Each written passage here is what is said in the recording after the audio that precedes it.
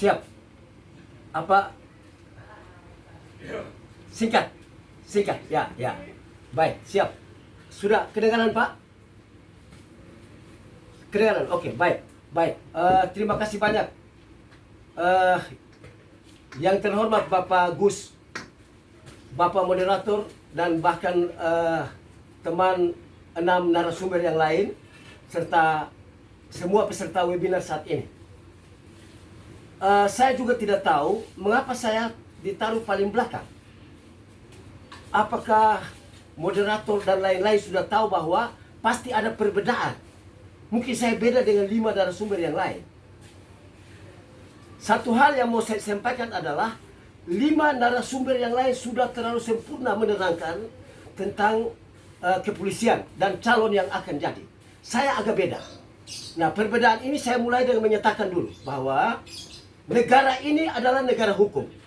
The Rechtsstaat. The Rechtsstaat. Bicara negara hukum, polisi sangat penting. Bicara kepolisian, bicara law enforcement. Jadi kalau ada polisi, law enforcement tidak jalan, itu sama dengan istilah begini. Lex mula, lex nulla. A bad laws is no laws enough. Jadi hukum yang seperti itu sama dengan hukum itu tidak ada. Padahal kita butuh bahwa di dalam Rechtsstaat hukum itu harus ada. Saya baru melihat polisi itu hidup setelah berani untuk menghancurkan radikalisme yang sangat diharapkan oleh Bapak Jokowi. Dan ini titik momentum ini jangan sampai terlewatkan. Jadi Bapak Ibu sekalian, teman-teman, khusus peserta, karena di subtema itu dinyatakan bahwa siapakah yang akan calon atau jadi Kapolri tahun 2021, tahun baru. Bicara siapa? Bicara the man behind the gun. Berarti sistem rekrutmen semua sudah ada. Mau bicara dia Kapolri, saya punya 4 calon ini. Semuanya bagus. Semuanya bagus. Tetapi memang hak prerogatif ada di tangan Bapak Jokowi.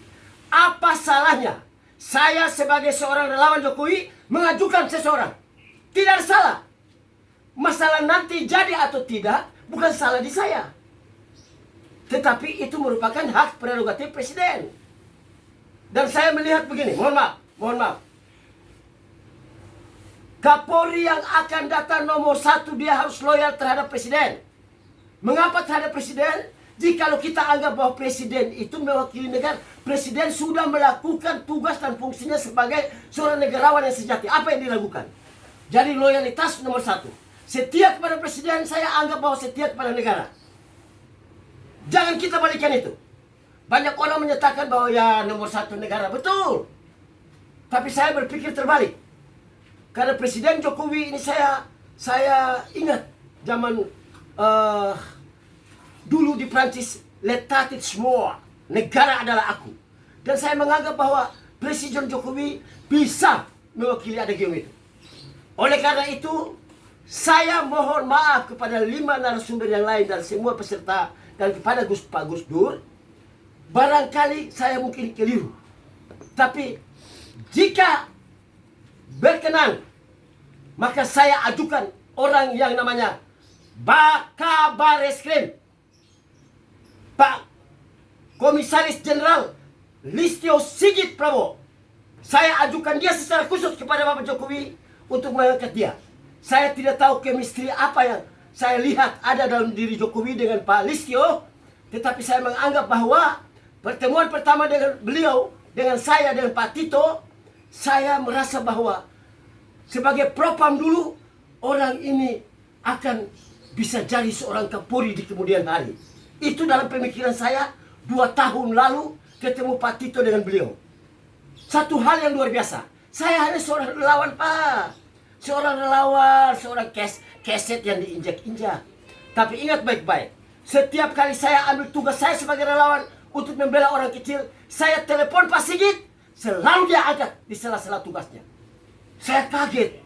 Di tugas berat sebagai orang Bareskrim, seorang Yanis Yosua Frans yang tidak apa-apanya menelepon menyatakan, Bapak, saya sementara urus ini di sini, terakhir di Labuhan Batu.